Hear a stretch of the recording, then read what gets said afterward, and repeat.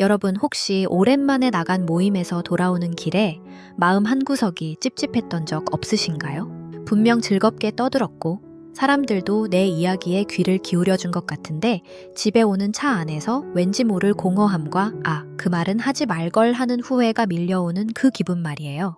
반면 어떤 사람은 말을 많이 하지 않는데도 묘하게 힘이 느껴지고 주변 사람들이 함부로 대하지 못하는 기운을 풍깁니다. 우리는 흔히 그런 사람을 보고 성격이 진중하다고 말하죠. 하지만 심리학적으로 볼 때 이건 단순한 성격의 문제가 아닙니다. 그것은 나이 들수록 더 교활하고 치열해지는 인간관계의 정글에서 자신을 지키기 위한 철저한 자기 보호 전략이자 한 수위 고수들이 구사하는 심리적 무기이기 때문이에요. 안녕하세요. 여러분의 마음을 읽어드리고 지혜로운 중년을 제안하는 심리학 놀자입니다.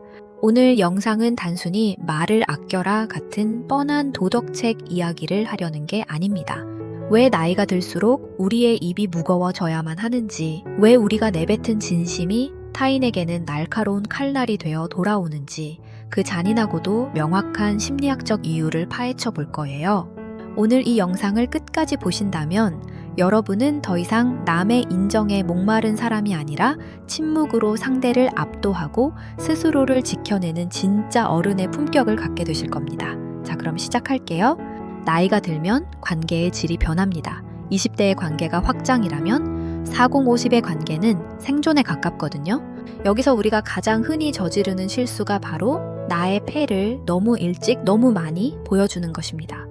심리학자 런 페스티너는 인간에게는 끊임없이 타인과 자신을 비교하려는 본능이 있다고 했습니다. 이를 사회 비교 이론이라고 하죠.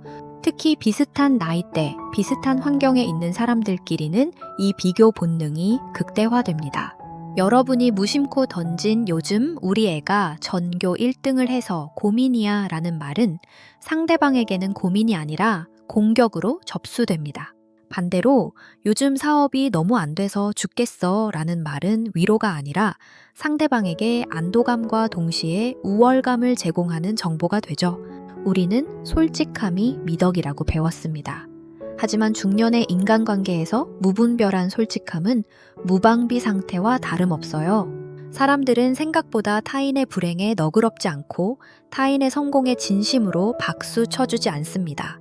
슬픈 이야기지만 이것이 인간의 본성이에요. 내 패를 보여주는 순간 상대는 나를 분석하고 평가하고 마침내 통제하려 들기 시작합니다. 중소기업을 운영하던 52세 김 사장님 사례를 들어볼게요. 김 사장님은 성격이 호탕하고 사람을 좋아했습니다.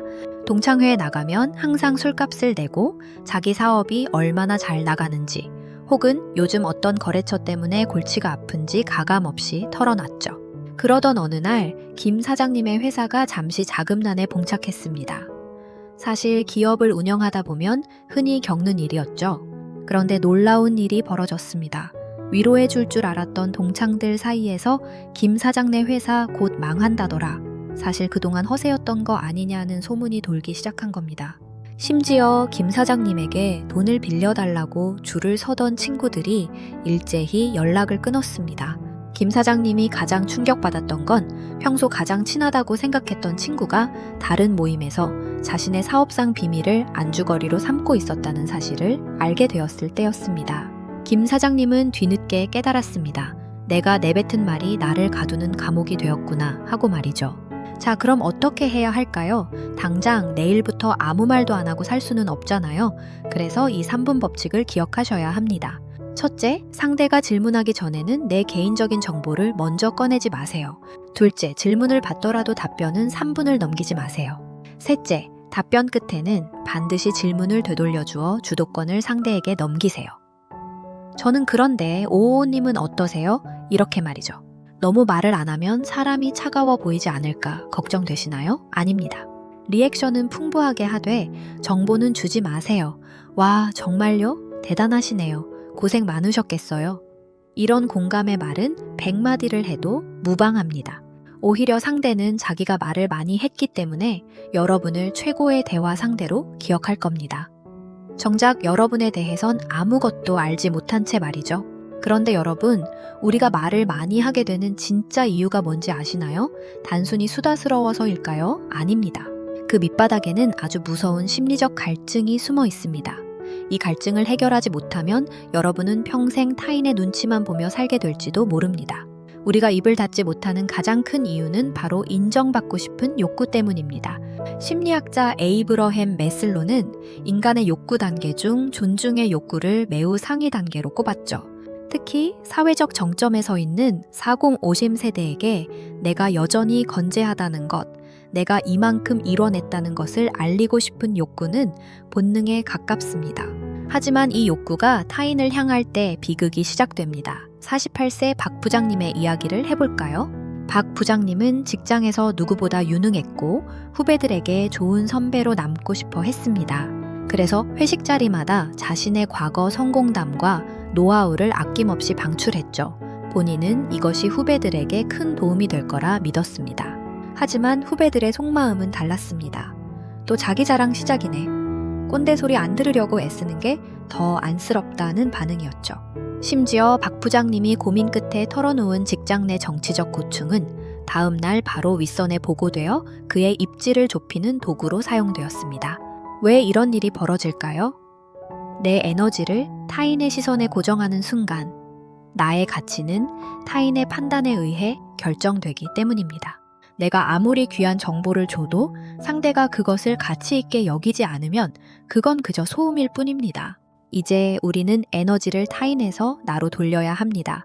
내 성과를 남에게 증명하려 애쓰지 마세요. 진짜 고수는 증명하지 않습니다. 그저 존재로 보여줄 뿐이죠.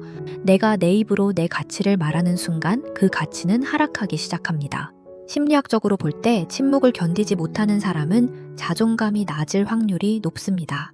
침묵의 시간을 자신의 내면을 채우는 시간으로 쓰지 못하고 타인의 반응으로 그 빈 공간을 채우려 하기 때문이죠. 이제부터는 누군가에게 나를 설명하고 싶을 때 딱 한 번만 참아보세요. 그 참아낸 에너지가 여러분의 몸 안에서 단단한 자존감으로 변하는 것을 느끼실 수 있을 겁니다. 자, 이제 조금 더 전략적인 이야기를 해볼까요? 왜 어떤 사람은 가만히 있어도 무게감이 느껴지고 어떤 사람은 쉬지 않고 말하는데도 가벼워 보일까요? 여기에는 설득 심리학의 거장 로버트 치알디니가 강조한 희귀성의 법칙이 숨어 있습니다. 우리는 흔히 다이아몬드가 비싼 이유가 그저 예뻐서라고 생각하지만 사실은 희귀하기 때문입니다. 말도 마찬가지예요. 언제 어디서나 들을 수 있는 말은 가치가 떨어집니다. 하지만 꼭 필요할 때 신중하게 내뱉는 한마디는 금원이 되죠. 55세 이 여사님의 이야기를 들려드릴게요. 이 여사님은 평소 모임에서 해결사로 통했습니다. 누가 고민을 털어놓으면 본인의 경험을 총동원해 조언해주고 분위기가 썰렁해지면 앞장서서 농담을 던졌죠. 본인은 그것이 배려라고 생각했습니다. 하지만 시간이 흐를수록 사람들은 이 여사님의 조언을 귀하게 여기지 않았습니다. 오히려 그 언니는 말이 너무 많아. 자기 얘기만 해 라는 뒷말이 들려왔죠. 충격을 받은 이 여사님은 전략을 바꿨습니다. 모임에서 자신의 의견을 먼저 내지 않고 그저 상대의 눈을 맞추며 고개를 끄덕였습니다. 상대가 의견을 물어볼 때까지 기다렸다가 아주 짧게 한두 문장만 말했죠. 그러자 기적이 일어났습니다. 사람들은 이 여사님의 짧은 한마디에 집중하기 시작했고 이전보다 훨씬 더 깊은 신뢰를 보냈습니다. 심지어 이 여사님은 아는 게 정말 많으신 것 같아. 참 깊이가 있는 분이야 라는 평가까지 듣게 되었죠. 이것이 바로 미스테리 효과입니다. 사람은 정보가 부족할 때 상대방을 더 가치 있고 신비로운 존재로 인식하는 경향이 있습니다. 여러분이 입을 닫는 순간 타인은 여러분을 함부로 규정짓지 못합니다. 오히려 여러분의 침묵 속에서 여러분의 지혜와 권위를 찾아내려 애쓰게 되죠. 중년의 품격은 화려한 언변이 아니라 적절한 순간에 입을 닫을 줄 아는 절제력에서 나옵니다. 하지만 여러분, 단순히 입을 닫는다고 모든 게 해결될까요? 아닙니다. 억지로 참는 침묵은 오히려 독이 됩니다. 진짜 핵심은 내 안의 에너지를 다스리는 법에 있죠. 심리학자 에드워드 대시는 자기 결정성 이론을 통해 인간이 행복해지려면 자신의 행동을 스스로 결정하고 통제할 수 있다는 느낌이 중요하다고 했습니다. 나이가 들수록 우리가 불행해지는 이유는 내 삶의 주도권이 남들의 평가나 사회적 관계에 묶여 있기 때문입니다. 이제는 에너지를 밖으로 쏟는 대신 나 자신을 향해 돌려야 합니다. 이를 위해 저는 여러분께 침묵의 성벽 쌓기 3단계를 제안합니다. 첫째, 주 3회 저녁 비우기입니다. 우리는 인맥 관리를 위해 원치 않는 약속에 나갑니다. 하지만 중년의 인맥은 양보다 질입니다. 일주일 중 최소 사흘은 온전히 나만을 위한 시간으로 비워두세요. 그 시간에 누구와도 대화하지 않고 오직 내 마음의 소리에 집중해 보는 겁니다. 책을 읽어도 좋고 명상을 해도 좋습니다. 타인의 목소리가 사라진 자리에 비로소 진짜 내 생각이 들어차기 시작할 거예요. 둘째, 3초 먼저 듣기 법칙을 실천하세요. 누군가 말을 걸어올 때 곧바로 대답하지 말고 마음속으로 딱 3초만 세어보세요. 이 3초는 뇌가 본능적 반응에서 이성적 판단으로 전환되는 골든타임입니다. 이 짧은 찰나가 여러분을 말실수하는 사람에서 신중한 어른으로 바꿔줄 겁니다. 셋째, 감정 메모장을 활용하세요. 누군가에게 내 고충을 털어놓고 싶을 때 휴대폰을 들지 말고 종이를 꺼내세요. 내가 느낀 감정을 글로 적다 보면 굳이 남에게 말해서 비밀을 만들지 않아도 감정이 해소되는 것을 경험하실 겁니다. 내 문제는 결국 내가 해결해야 합니다. 남의 조언은 잠시의 위안일 뿐 해결책이 되지 못한다는 걸 꼭 기억하세요. 자, 오늘 우리는 나이가 들수록 입이 무거워져야 하는 심리학적 이유에 대해 깊이 있게 나눠봤습니다. 오늘 내용을 세 줄로 요약해 볼까요? 첫째, 나의 정보는 상대에게 공격의 빌미가 될 수 있음을 명심하세요. 둘째, 인정 욕구를 버리고 에너지를 타인에서 나로 돌려야 합니다. 셋째, 침묵은 단순한 참음이 아니라 나의 품격과 자존감을 지키는 강력한 전략입니다. 독일의 철학자 쇼펜하워는 이런 말을 했습니다. 인간은 타인과 함께 있을 때만 자신의 자유를 잃는다. 오직 고독할 때만이 진정으로 자유로워질 수 있다. 그동안 남의 시선을 신경 쓰느라, 남의 비위를 맞추느라 얼마나 고생 많으셨나요? 이제는 그 무거운 짐을 내려놓으셔도 됩니다. 입을 닫음으로써 얻게 되는 그 평온함과 자유를 여러분도 꼭 느껴보셨으면 좋겠습니다. 여러분은 충분히 그럴 자격이 있는 분들이니까요. 오늘 영상이 여러분의 마음의 짐을 덜어드리는데 조금이나마 도움이 되었다면 좋겠습니다. 여러분의 소중한 경험이나 오늘 내용을 듣고 느낀 점이 있다면 댓글로 자유롭게 남겨주세요. 구독과 좋아요는 제가 더 좋은 통찰을 전해드리는데 큰 힘이 됩니다. 저는 다음 영상에서 더 깊이 있는 심리학 이야기로 돌아올게요.